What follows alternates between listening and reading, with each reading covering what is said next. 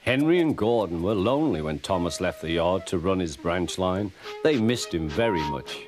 They had more work to do and had to fetch their own coaches. They didn't like that.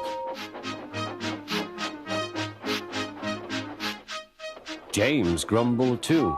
"We get no rest, we get no rest," they all complained. But the coaches only laughed. "You're lazy and slack, you're lazy and slack," they answered. Altogether, the engines were causing the Fat Controller a great deal of trouble.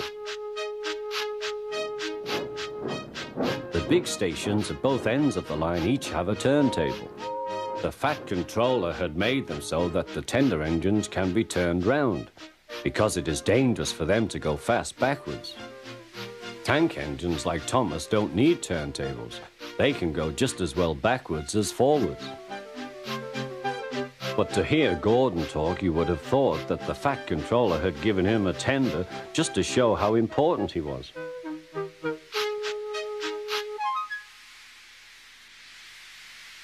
"You don't understand, little Thomas. We tender engines have a position to keep up. It doesn't matter where you go, but we are important. And for the Fat Controller to make us shunt trucks, fetch coaches, and go on some of those dirty sidings, it's not the proper thing." Thomas chuckled and went off with Annie and Clarabelle. "Disgraceful," Gordon hissed as he ran backwards to the turntable. The turntable was in a windy place close to the sea, and if he was not on it just right, he put it out of balance and made it difficult to turn. Today, Gordon was in a bad temper, and the wind was blowing fiercely. His driver tried to make him stop in the right place, but Gordon wasn't trying. The fireman tried to turn the handle, but Gordon's weight and the strong wind prevented him. "It's no good," they said at last. "Your tender upsets the balance. If you were a nice tank engine, you'd be all right. Now you'll have to pull the next train backwards." "Look," called some boys, "there's a new tank engine." "Oh, it's only Gordon back to front." "Hello," called Thomas, "playing tank engines? Sensible engine. Take my advice, scrap your tender and have a nice bunker." Gordon said nothing. Even James laughed when he saw him.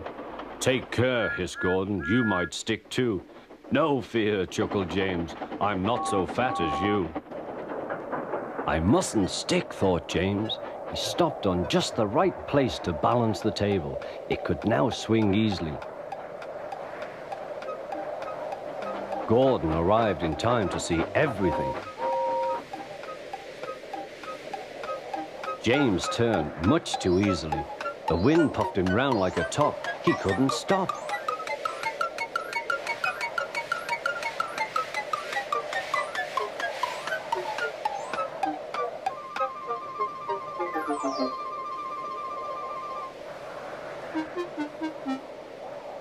"Well, well," said Gordon, "are you playing roundabouts?" Poor James, feeling quite giddy, rolled off to the shed without a word.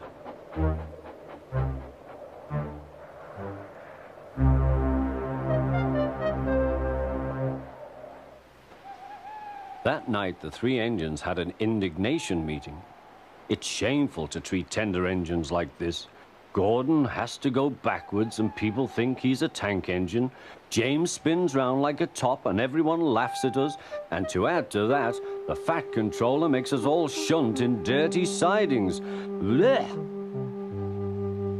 "Listen," said Gordon. He whispered something to the others.